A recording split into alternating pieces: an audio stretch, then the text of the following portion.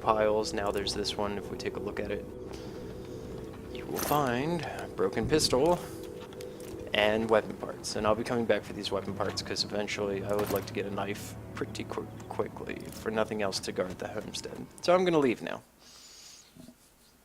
So she makes it back safely. We go to a loading screen. We're going to have another splash screen. Day 2.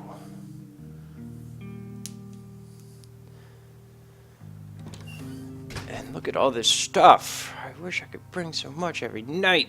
Yeah, that'd be nice. So, a lot of components, a lot of wood, fantastic. I'm going to be a dick, send her down to continue getting that. We're going to go... So he's no longer sick, so that's good. I'm just letting him putz around at this point. He's really not needed until... That's what I want. Get the crowbar going. Alright. And the stove. So neat thing, I kind of just rushed over this earlier, is that you get to actually place where you want the stuff. I like the stove in the kitchen for obvious reasons. So he's going to go off and build a stove, because survivors in this time period know how to make all this stuff. Alrighty. Well, he is the host of a cooking show, so I hope he will. But how she knows how to make a crowbar, beyond me.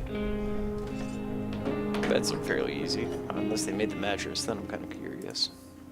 Okay, so we're going to send her to sleep because she's tired.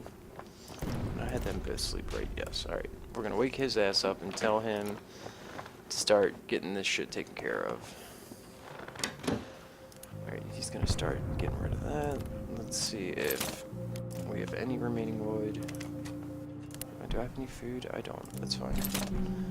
We're going to go ahead and just make these right now, because really we have everything that I would use for him to scavenge. The crowbar and the shovel will now be his best friends. What doesn't make sense to me is that they can't be used as makeshift weapons. It would be nice if they did, but game mechanics.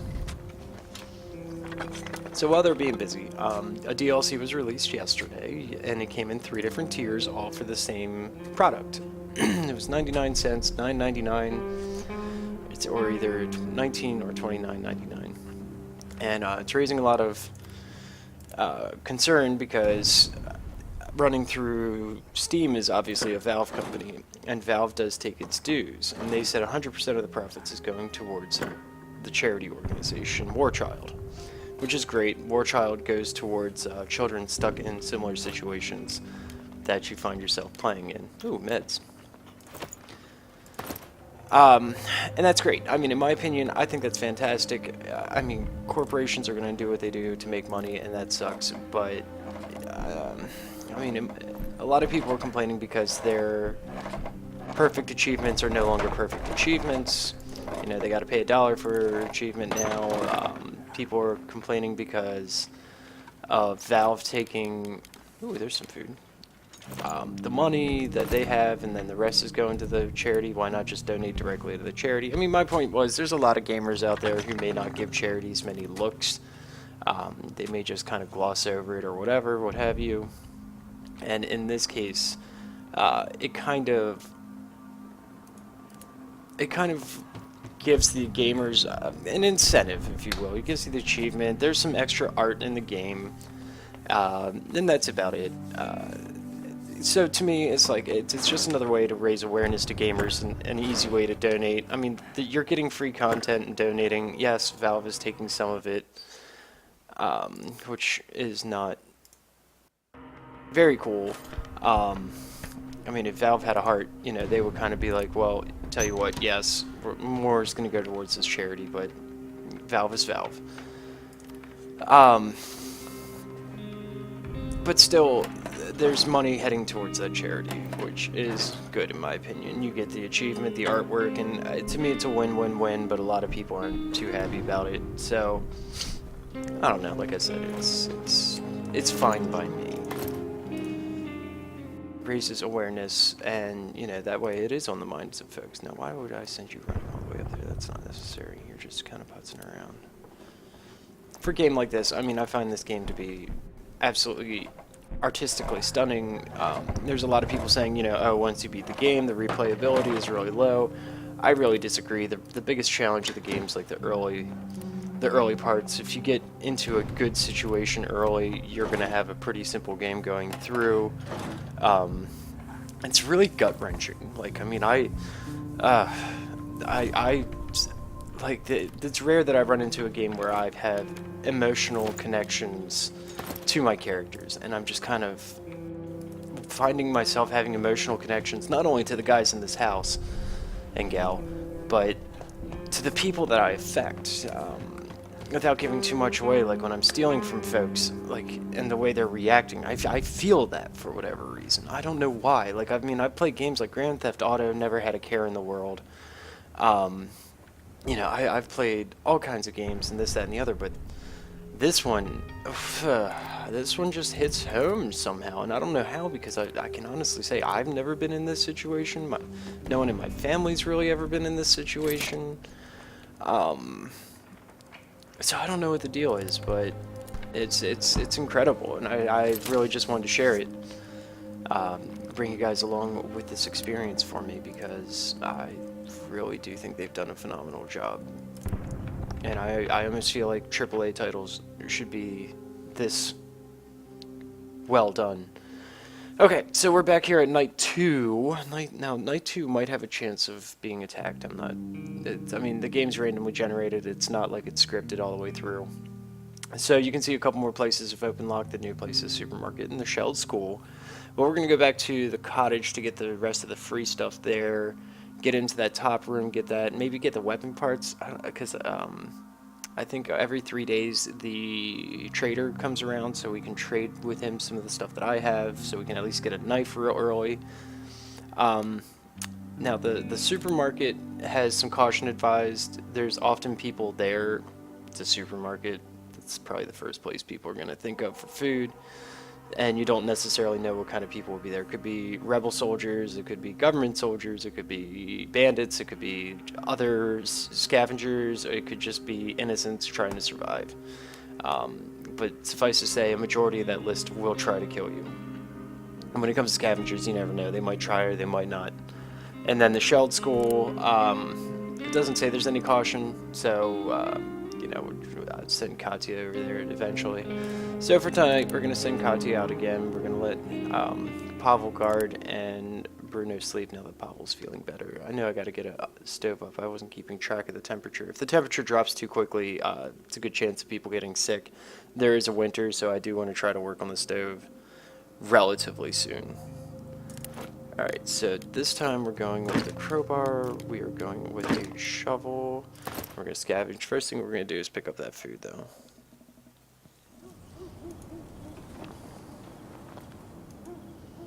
And at the school, okay. Shit. Well, I'm going to have to live with that decision. That is totally not what I meant to do, because now that food might be... There might be less food at that one place, and I may have just done myself in pretty good on this one. Alright, it's just a rat. Yeah, that's what I thought. Now playing through this, we'll see if it's still there.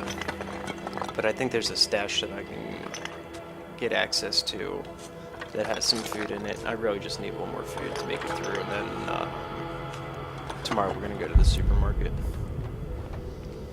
Send Pavel out to do that. It's just this is taking time. Check the backpack. Alright, I thought I picked that stuff up, and I didn't, so that's good. I'm hoping to find a little bit of medicine while I'm here. That would be fantastic.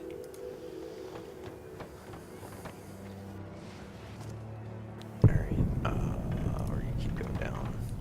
Okay, so yeah, I can hear someone. Here's the looking system. Okay, so it's a closed door over there. Let's go see what's in here real quick. Alright, just more crap. Alright, we're gonna just double check to make sure that these people are neutral.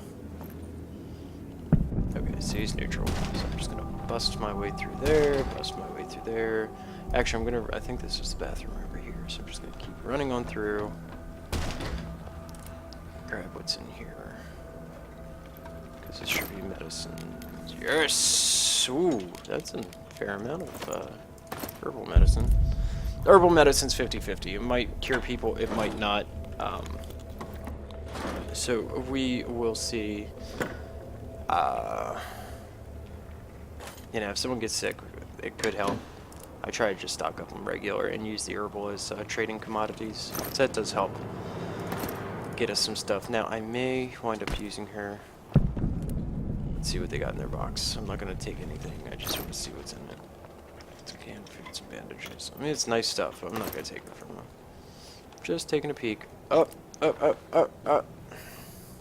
We're going to go see. See, there's a stash. So now we just got to find the fridge. I think it's, yeah, that's the fridge right there. I know what a fridge looks like. What am I kidding? I eat ramen noodles. I don't know what a fridge is. So let's go see what the fridge is holding. Let's take the water. Why is the fridge holding all this material? Good God. We gotta get food back to the house. As much as I'd love to take more material. Oh, and some alcohol? That's phenomenal. Alright, let's get some more components. Yeah. Let's get this one piece of wood and a stack of 4, and then we're gonna hit the run to exit and make this a quick night. By the way, I had a friend comment about how like not everybody can, you know, boost themselves up and climb through another level of the floor. A little backstory to the game that I should have gone over earlier is that this is a war that's been going on for 3 years. All your characters have been going through this now for at least 3 years.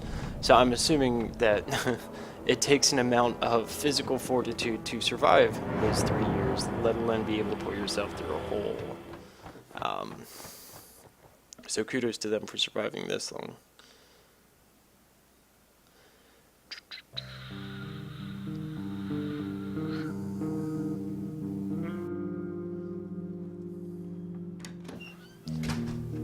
Alright, so that tells me someone's hurt.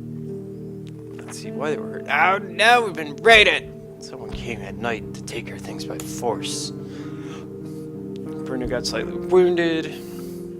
That's fine. It sucks because I need Bruno to cook. Alright, so we're going to take Katya, we're going to let her get some sleep before the guy gets here. We're going to take Bruno, get him bandaged up. Run! Run, you fool! Fly, you fool! And you were up also, so you can go ahead and sleep. I know you're all getting hungry. And we're going to cook up some food before I put Bruno to sleep. Now you'll see on their character cards, they also have a bio button. They do go over various parts. Each person has their own storyline. Some people will actually, like, their personalities will change over the course of the game for the worse. Some will change for the better. Also, their mood really affects that too, and how long they've been feeling a specific kind of way. The last game I played, I mean, a majority of my folks were depressed for like 2/3 of the game because I had to make some questionable decisions, and I definitely fucked up in a couple of spots where I murdered some innocents, and I totally did not mean to. But unfortunately, fates conspired against me, and I made some idiotic decisions, and I'm hoping to be a little more prudent this time around. That would behoove me. Tempted to build a radio. The funny thing about the radio is that the radio raises morale, sort of, slightly, maybe, kinda, for the whole household. You just put on one of the radio stations that plays music, and it raises the morale, apparently. Radio gives you information throughout the day, weather, news, and so on and so forth. But I like the standard music of this game, that guitar riff in the background there. It adds so much to the game that I don't want to put it on one of the radio stations because they don't seem to do nearly as much towards it. I mean, I appreciate being able to know what the weather's going to be like, so I think I'll do that. I'll put the radio on a couple of times so you can hear what it sounds like. But I think I'm going to make this the entertainment room. Let's see, where can I put it there? Awesome. And by entertainment, I mean the radio and possibly some better chairs as time goes on. Because that's classy entertainment. Let's see.